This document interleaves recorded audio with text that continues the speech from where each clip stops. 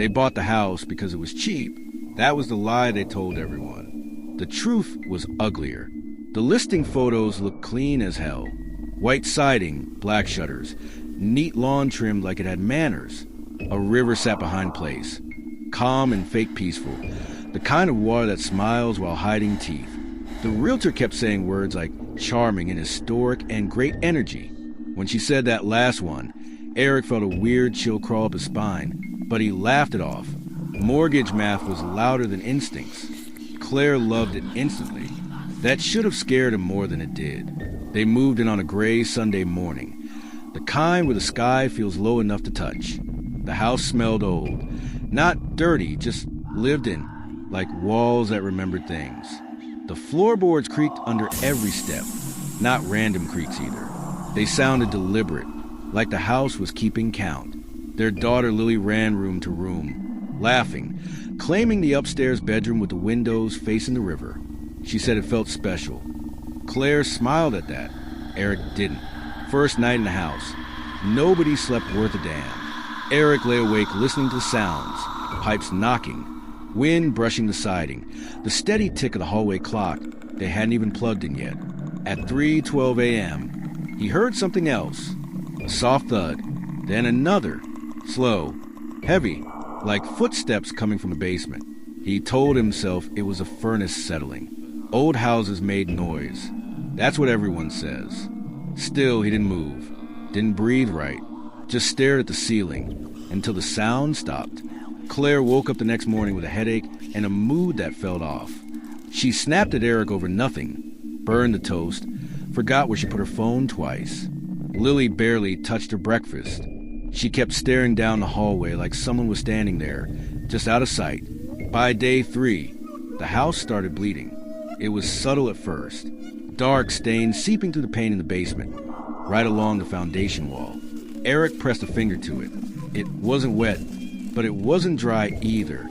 It smelled metallic, sharp, like a penny left too long on your tongue. Claire said it was water damage. She said that about a lot of things. By the end of the first week, Eric started dreaming about the house before they bought it.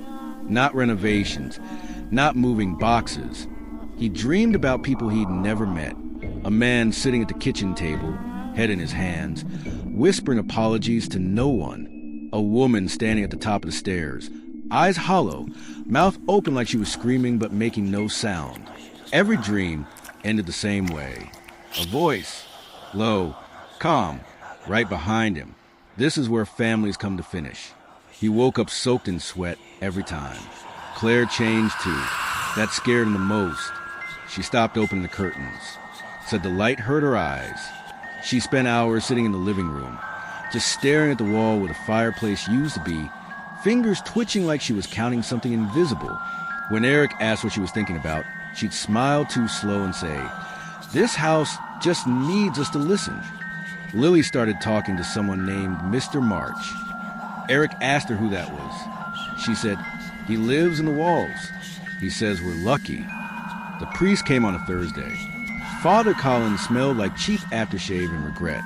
He walked through the house murmuring prayers under his breath, holy water flicking from his fingers like nervous sweat. The air got heavier the farther he went. When they reached the basement, he stopped cold. "I don't like this," he said. That was the most honest thing anyone had said since they moved in. The temperature dropped so fast Eric's breath fogged. The walls seemed closer down there, the ceiling lower. The stains had spread, forming shapes now. Faces, maybe, or maybe Eric was just losing it. Father Collins raised his cross. The lights went out, not flickered. Out! Total black. Something laughed. It wasn't loud. It wasn't even angry. It was amused. The priest screamed. A real scream. Animal. The kind you don't forget. When the light snapped back on, Father Collins was on the floor, clutching his chest, eyes wide and empty like he'd seen the end of everything. He never came back. After that, the house stopped pretending. Doors slammed on their own. The clock ran backward at night. The smell of rot filled the upstairs hall at exactly 3:12 a.m. every single morning. Eric found messages carved into the wood behind the basement stairs. Deep gouges. Old and fresh mixed together. Get out. Too late. We all stay. Claire started locking Lily in her room at night. She said it was to keep her safe. Eric realized the house wasn't haunting them. It was claiming them, and it was patient. The house learned their routines fast. Eric noticed that the way you notice someone standing too close behind you, too late, and with that tight feeling in your chest. Every morning at 6:40, the kitchen sink started dripping even though the faucet was bone dry. At 7:15, the upstairs hallway smelled like mildew and something sweet underneath, like spoiled meat sprayed with cheap perfume. At night, right when Eric shut his eyes, the walls popped and groaned like knuckles cracking. Warming up, Claire stopped sleeping in the bedroom by the end of the second week. She said the bed felt crowded. Said she could feel someone sitting on it after Eric fell asleep, pressing the mattress down slow and careful, like they didn't want to wake her. Eric tried to laugh it off, but his laugh came out wrong, thin and shaky. She took Lily and slept in the living room instead, right under the staircase. That's when Lily started screaming in her sleep. Not crying, screaming. Full throat, lungs burning terror. Eric would run down the stairs and find her sitting straight up, eyes open, staring at the ceiling, yelling that the walls were moving again. That Mr. March was angry, that he said Daddy didn't belong here. One night, Eric snapped and went into the basement with a flashlight and a baseball bat, heart pounding like it was trying to escape. The air down there felt thick, like breathing through wet fabric. The flashlight beam shook as it cut across old shelves, rusted tools, spiderwebs heavy enough to look alive. Then he saw the door. He swore it hadn't been there before. Small, wooden, painted the same color as the wall, like it was trying to blend in. No handle, no hinges, just a thin seam around it, like the house had grown an extra scar. Eric touched it. The wood was warm. He yanked his hand back, swearing. The bat clattered to the floor. For a second, the basement lights flickered, and he heard whispering. Not words exactly, more like breath brushing past his ears, a crowd murmuring just out of reach. Eric, Claire's voice.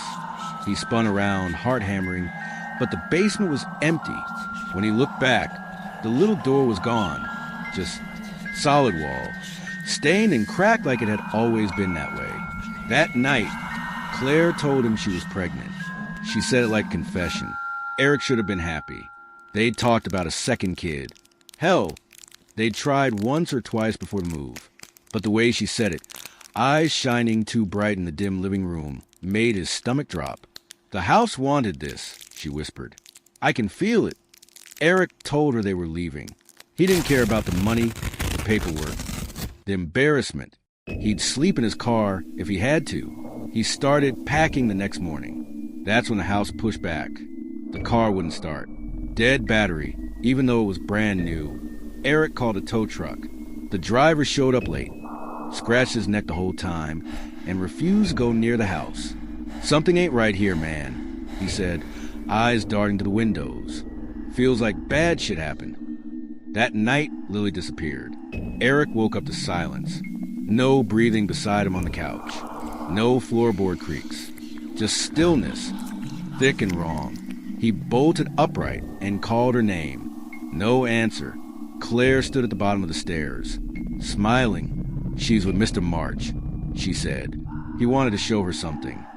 Eric ran upstairs, adrenaline burning through him. Lily's bedroom was empty, bed made, window open, curtains fluttering in the cold night air. Footprints, small, barefoot, led into the hallway and stopped dead in front of the wall. Eric screamed. The wall pulsed, not metaphorically. It actually moved, swelling outward like something breathing underneath. A faint outline appeared, small handprints pressing from the inside, sliding down slowly like the walls were melting. Eric punched the drywall until his knuckles split, blood smeared across the paint. The wall laughed at him, low and deep, vibrating through his bones. Behind him, Claire whispered prayers that weren't prayers at all. By morning, Lily was back in her bed. No memory, no marks, just quieter, too quiet. She stopped laughing, stopped drawing. She'd sit for hours staring at nothing, lips moving like she was counting. When Eric asked what she was doing, she'd say, "Learning the names." That was the night Eric found the old newspaper clippings hidden behind the furnace. Families, different decades, same address, murder-suicides, disappearances, children found wandering nearby towns, unable to speak. One photo showed a man with hollow eyes and a crooked smile. Caption read, "Local resident Marcus March, sole survivor." Eric's hand shook so bad, he dropped the papers. The name echoed in his head like a gunshot. Mr. March. The house wasn't haunted by ghosts. It was haunted by families, by what they left behind, by what stayed. Eric grabbed Lily and ran for the door. The lock wouldn't turn. The walls started whispering again. And somewhere deep inside the house, something new began to cry. The cry didn't sound like a baby at first. It sounded wrong. Too low, too steady, like something practicing the idea of being human. Eric stood frozen in the hallway. Lily limp in his arms, her head pressed against his chest. She didn't fight, didn't ask questions, just stared past his shoulder at the staircase like she already knew how this ended. Claire came up behind him slow, real slow, bare feet barely touching the floor. "You hear it too," she said. Not a question, a statement. Her hand rested on her stomach. Fingers spread like she was guarding something precious. It's scared. The house hates fear. Eric backed away from her. "You're not talking right. This place is messing with your head, with all our heads." She tilted her head, listening. The walls pulsed again, subtle but undeniable, like a heartbeat buried under plaster and wood. "No," Claire said softly. "It's showing us the truth." The lights blew out, every bulb at once. A sharp pop, then darkness, so thick it felt solid. Lily finally cried out, a small sound, cracked and tired. Eric tightened his grip and moved by memory, bumping into banister, knocking into picture frames that rattled and fell. In the dark, footsteps ran upstairs. Not human. Too many. Too fast. Eric made it to the front door and twisted the knob until his wrist screamed. Nothing. The house breathed behind him, hot air brushing the back of his neck. Something whispered his name again, stretching it out like it was tasting it. Then the door unlocked itself. Eric didn't hesitate. He bolted into the night, cold air slapping his face, lungs burning. The house loomed behind him, all windows dark except one, Lily's room, where a light flicked on by itself. He ran until his legs gave out. He woke up in a hospital. They told him Lily was safe. Found wandering near the river at dawn, barefoot, clothes dry, eyes empty, no sign of Claire. The police asked questions that sounded normal but felt loaded. Domestic issues, financial stress, history of mental illness. Eric answered them all like a man underwater, nodding, speaking, not really there. When they released him, he went back to the house. He didn't want to. Something pulled him. The front door stood open. Inside, the house was quiet. Too quiet. No creaks. No whispers. Just a smell, strong now, like copper and mold and something sweet gone rotten. Eric walked room to room, calling Claire's name. His voice echoed wrong, bending in ways sound shouldn't bend. In the living room, the floorboard were torn up, forming a rough circle. Beneath it, a hole leading down into darkness that hadn't been there before. The basement stared back at him. He climbed down. The walls down there were covered now. Names carved deep, layered over each other like scars. Dates. Whole families reduced to initials, and prayers scratched in desperation. Eric recognized some last names from the clippings. Others were new, fresh. At the far end of the basement stood Marcus March. Not a ghost, not a corpse, a man. He looked wrong in the way mannequins look wrong. Too still, smile frozen like it had been stapled onto his face. His eyes were wet and alive, though, shining with a hungry kind of awareness. "You finally see it," Marcus said. His voice echoed twice, once from his mouth and once from the walls. "This place doesn't kill people. People do that all by themselves. The house just keeps the parts it likes." Eric shook his head, backing up. "Where's my wife?" Marcus chuckled. "She's busy, becoming." The crying started again, louder now, closer, from inside the walls. Marcus stepped aside and pressed his palm to the foundation. The walls softened under his touch, rippling like skin. A shape pushed through from the other side. Claire's face, stretched and pale, eyes open and smiling, mouth sewn shut with something dark and pulsing. Eric screamed. She wanted to stay, Marcus said calmly. Most of them do, once they understand. The wall swallowed her again. Eric charged Marcus, fist swinging, rage burning through the terror. His punch landed and went straight through. Marcus laughed, body flickering like a bad reflection. You don't get it yet, he said. But you will. They always do. The basement shook. Dust rained down. The crying stopped. Something else took its first breath. Upstairs, the house screamed. Eric ran. When he reached the front door, Lily stood there waiting. She looked at him like a stranger. They'd picked her, Lily said. Her voice wasn't hers anymore. Too calm, too old, but you can still help. Eric dropped to his knees. Help how? Stay, she said, so I don't have to. The house leaned in, listening. Eric didn't answer right away. The house waited. That was the worst part. It didn't rush him. The walls stilled. The air settled, like everything was holding its breath. Lily stood in the doorway, small and barefoot, eyes flat and dark like the river at night. She wasn't crying. She wasn't scared. That scared him more than anything else he'd seen. You don't mean that, Eric said, voice breaking. You're my kid. I'm not leaving you here. Lily tilted her head the same way Claire used to. The same slow, careful motion. I won't be alone, she said. None of us ever are. Behind her, the hallway stretched longer than it should have, shadows bending inward. Faces pushed against the walls, half-formed, melted, familiar and not. Eric saw a man clutching his head, a woman with her throat open like she tried to scream through glass.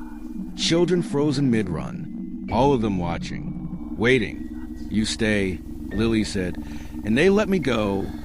Eric laughed, sharp and ugly. That's not a deal. That's murder. The house groaned, displeased. Marcus March's voice slid through the air like smoke. Murder is just a word people use when they don't like the outcome. Eric stood up slow, legs shaking. You think you win because you're patient? Because you wait families out until they break. Marcus appeared at the top of the stairs, leaning against the railing like this was his house, like he'd never left. It's always been my house, he said. I just learned how to share it. The floorboards beneath Eric's feet softened, sinking slightly, like standing on something warm and alive. He felt fingers brush his ankles from below, testing, curious. Eric looked at Lily again. Really looked. She blinked once. Just once. That was all he needed. Run, he whispered. For a split second, confusion crossed her face. Then instinct kicked in. Lily bolted past him. Small feet slapping against the floor, down the hall, toward the front door. The house exploded into motion. Walls slammed inward. The ceiling cracked, beams groaning. The whispering turned into screams. Angry now, furious. Hands burst from the walls, grabbing at Eric's arms, his shirt, his skin. He fought them, tearing free, feeling fingernails rake his back. Marcus roared, the sound echoing from everywhere at once. You don't get to cheat. Eric ran after Lily, lungs burning, vision tunneling. The front door slammed shut inches before she reached it. Lily cried out, pounding on the wood. Eric threw himself against the door, shoulder cracking, pain white hot. Again. The lock snapped. The door flew open. Cold air rushed in like freedom. Lily stumbled outside, collapsing onto the porch. Eric followed, half-dragged, half-pushed by the house itself like it was vomiting him out. The door slammed shut behind them. The house went silent. For a moment, nothing happened. Then the windows lit up, one by one, warm and inviting. The crying returned, softer now. Content. Sirens wailed in the distance. They never found Claire. The house was condemned after that. Too many structural issues. Too many complaints from neighbors about noises, lights, shadows moving where they shouldn't. Boards went up on the windows. Chains wrapped the doors. Didn't matter. Eric and Lily moved far away. New town, new names, normal on the outside. But Lily never slept with the lights off. Sometimes she'd wake up at exactly 3:12 a.m., sit straight up in bed, and listen. Eric would find her like that, head tilted, eyes unfocused. "What do you hear?" he'd ask, already knowing the answer. "The house," she'd whisper. "It's still counting." And miles away, by the river, the Amityville house waited, patient as ever. Eric thought distance would kill it. New state, new jobs, new school for Lily. A clean little rental with thin walls and loud neighbors, normal noise, human noise. For a while, it almost worked. Lily smiled again, drew pictures that weren't all black and red. Eric slept more than 4 hours at a time. He started believing the house had lost him. That belief lasted 6 months. It started with the clock. Eric woke up one night for no reason at all. Heart racing, mouth dry. The digital clock on the nightstand read 3:11. He stared at it, annoyed at himself, waiting for sleep to pull him back under. The clock clicked. 3:12. Every light in the apartment flicked on at once. Lily screamed. Eric was on his feet before the sound finished leaving her throat. He sprinted down the hallway and burst into her room. She was standing on the bed, arms wrapped around herself, staring at the wall, not at the door, at the wall. "It found us," she whispered. The paint bubbled. Eric grabbed Lily and backed away as the wall darkened, moisture bleeding through like sweat. The smell hit him next. Copper, rotten, river water. The apartment felt smaller, tighter, like the walls had leaned in to listen. A shape pressed from the other side of the wall. A face. Claire's face. It wasn't right. Too smooth. Eyes wrong, glassy and fixed. Her mouth opened, wide enough to split her cheeks, and the sound that came out wasn't a scream. It was breathing. Deep, slow, satisfied. Eric lost it. He threw a lamp, then a chair, then his own body into the wall. The plaster cracked, chunks falling away. The face vanished like it had never been there. The smell faded. The wall was just a wall again. The police came, asked questions, looked at him like he was a problem they'd seen before. Lily sat on the couch, silent, rocking slightly, lips moving as she counted under her breath. Eric knew then. You don't escape places like that. They follow you through people. After that night, Lily changed faster. She started knowing things, private things. She'd answer questions before they were asked. She'd stare at strangers and tell Eric which ones were almost ready. Her drawings came back darker, detailed floor plans of houses she'd never seen, always a river nearby. Eric stopped letting her go to school. It didn't help. One afternoon, Lily looked up from her coloring book and said, "Mr. March says you're tired." Eric's blood ran cold. "You don't talk to him." She smiled. Claire's smile. "He talks to me." That night, Eric made a decision he'd been running from. If the house needed a family, it wouldn't get us again. He packed a bag. Cash. Fake IDs. He woke Lily before dawn and drove without a plan, just roads and exhaustion and fear. They crossed state lines until the sky turned gray and heavy. They stopped near a river town because Lily started crying, real crying, the kind that sounds human. "Please," she said. "It hurts when we keep moving." Eric pulled over. The house wasn't there. Not yet. They stayed at a cheap motel. Peeling paint. Buzzing lights. Eric sat on the edge of the bed, watching Lily sleep. Shotgun resting across his knees. For the first time in weeks, she looked peaceful.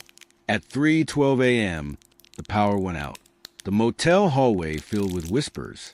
Eric stood, shaking, and aimed the gun at the door. The knob turned slowly. The door opened by itself. Marcus March stood there, smiling like an old friend. "You did good." Marcus said, "You made it hard. That's always more fun." Eric fired.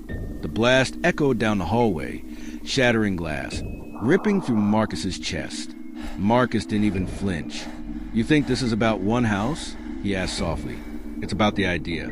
About places that learn how to remember." Lily sat up in bed. "I'm sorry, Daddy," she said. The walls of the motel room peeled back like skin. Wood. Plaster. Nails. a familiar ceiling. They weren't in the motel anymore.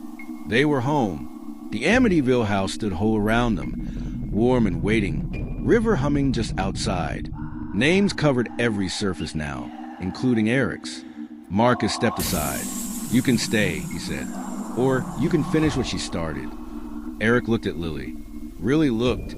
She was crying now, not possessed, not calm, just a scared kid who'd been carrying something too big for too long. Eric understood. He dropped the gun. He stepped forward. The house exhaled. Years later, the house by the river is still standing. Fresh paint, new owners, great price. Sometimes late at night, if you pass by real slow, you'll see a man in the upstairs window, watching the water, counting under his breath, and a little girl, finally sleeping somewhere far away. The house doesn't chase anymore. It doesn't have to.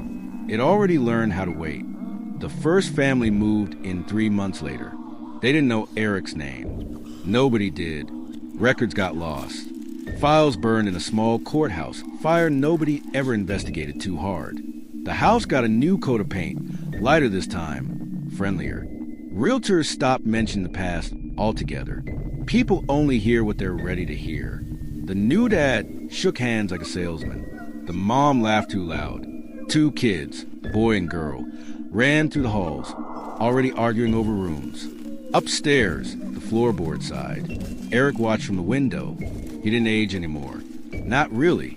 Time slid past him like water around stone. His reflection still looked like him, mostly, except the eyes. They'd gone deep. Still, like he was always listening. The house had rules. It always did. He couldn't leave. Not past a porch. Not past a river. The house didn't need chains. It never had. It let him move where he was useful, where he could prepare things. The house spoke to him the way it had spoken to Marcus, not in commands, in suggestions, in feelings that bloomed in his chest like instincts. Fix the door. Loosen that step. They don't like the cold. Make it warmer. Eric resisted at first. Weeks, months, years. He wasn't sure anymore. But resistance takes energy. The house had all the time in the world. The new mom woke up at 3:12 a.m. on the second night. She thought it was jet lag, thought the house was settling, thought a lot of things that kept her from screaming. When she smelled the copper scent, she pressed her pillow over her face and cried quietly so the kids wouldn't hear. Eric stood outside her door, hand hovering inches from the wood. "I'm sorry," he whispered. The house hummed, please. Down the road, miles away, Lily dreamed. She was older now, college age, normal on the outside. She slept through the night most of the time. But sometimes, rarely, she woke up with that same tight feeling in her chest, like a breath held too long. In those moments, she dreamed of water, of walls breathing, of a man standing in a window, counting. She never saw his face. She didn't need to. Back at the house, the kids started talking to the walls. The boy said there were scratches under his bed. The girl said the basement smelled funny. The parents argued. Money stress. Sleep deprivation. Little cracks widening fast. Eric carved new names into the wall when the house asked him to. His own name faded a little more each time. Marcus visited less. Didn't need to anymore. He'd done his part. Taught the house how to keep itself alive. Eric was better. Quieter. Guilt worked better than pride. One night, the house asked a question. "Do you hate me?" Eric thought about Lily. About her laugh before the move. About the way she used to fall asleep on his chest. "No," he said finally. "I hate what you do." The house didn't answer. It didn't need to. Years stacked up. Families came and went. Some left early, scarred but breathing. Some stayed. Some stayed forever. The house learned faster each time. New tricks, new patience. And far away, Lily stood on a bridge over a river she didn't recognize, heart racing for no clear reason. She gripped the railing, fighting the urge to look down. In her pocket, her phone buzzed. A real estate alert. Historic home. Waterfront. Motivated seller. She deleted it, but the feeling stayed. Because houses like that don't need addresses. They don't need names. They just need someone to remember them, and someone always does. The house knew before she did. That was the cruel joke of it. Places like that always feel you coming long before you remember them. Lily tried to ignore the pull for months. She told herself it was anxiety, leftover childhood trauma, the kind of thing therapists gnawed about and write notes on. She stopped scrolling real estate apps. She avoided rivers. She slept with noise on so silence couldn't talk back. Still, every night at 3:12, she woke up not screaming, not shaking, just awake. One morning she finally gave in, drove without telling anyone. No plan, no GPS, just hands on the wheel and that old pressure in her chest, like a promise she never finished. When she saw the house, she laughed. Fresh paint again, new shutters, a for sale sign stuck crooked in the yard, like it didn't want to be there. The river behind it moved slow and dark, pretending to be harmless. Lily parked across the street. She didn't get out. From the upstairs window, someone watched her. Eric felt it when she crossed the property line. Not footsteps, presence. The house stiffened, alert like a dog hearing its name. The walls warmed. The floorboards remembered her weight. For the first time in years, Eric moved without the house asking him to. He went to the window, saw her sitting in the car, hands tight on the steering wheel, eyes locked on the house like she was daring it to blink first. She came back, he whispered. The house didn't answer. It didn't need to. Lily stepped inside 20 minutes later. The front door opened easy. No resistance. No theatrics. The house knew better now. It knew subtlety worked best. It smelled the same. Copper, wood, water. Lily closed her eyes, breathing it in. Tears slipping down her face before she could stop them. I'm not here to stay, she said aloud. I'm here to finish it. The floor creaked upstairs. Slow, careful, Eric stood at the top of the stairs. He looked smaller than she remembered. Thinner, hollowed out, like a man who'd been slowly erased and was too tired to fight it anymore. They stared at each other for a long time. You grew up, Eric said. Lily nodded. You stayed. I didn't have a choice. You always had a choice, she said. Her voice cracked but held. You just love me more than yourself. The walls whispered, uneasy now. Lily stepped closer. I don't need you to protect me anymore. Eric shook his head, eyes wet. It doesn't work like that. Once you're part of it, the house doesn't let go. Lily looked around. At the names, at the scars in the wood, at the shadows pacing just out of sight. Then it's my turn, she said. The house roared. Not angry, afraid. The temperature dropped. The walls pulsed hard, fast, panicked. Faces pressed out, screaming without sound. Marcus appeared near the doorway, smile gone for the first time Lily had ever seen. No, he said, that's not how this ends. Lily smiled through tears. You don't get to decide that. She pulled a small lighter from her pocket. Then another. Gas cans lined the hallway behind her, placed quietly while the house was too focused on Eric to notice. You taught it how to remember, she said, eyes locked on Marcus. I'm teaching it how to forget. Eric realized what she was doing. No, he said, stepping forward. Lily, don't. She met his eyes. You already saved me, she said softly. This is me saving you. She flicked the lighter. The fire didn't spread like normal fire. It ran along the walls, into the names, through the memories soaked deep into the bones of the place. The house screamed, a sound so loud it shook the river itself. Windows blew out. The ceiling cracked. Shadows tore themselves apart trying to escape. Marcus burned fast. So did everything else. Eric felt the pull loosen. The weight lift. The house's grip slipped like a dying hand. He looked at Lily one last time. She was already gone. Fire crews found nothing but a collapsed ruin by the river. No bodies. No explanation. Just ash and water and silence. Lily watched from the bridge as smoke curled into the gray sky. For the first time in her life, 3:12 passed without anything happening. No whispers. No counting. No house waiting. Some places learn how to hunt. Some learn how to wait. And some if you're lucky, are finally allowed to burn.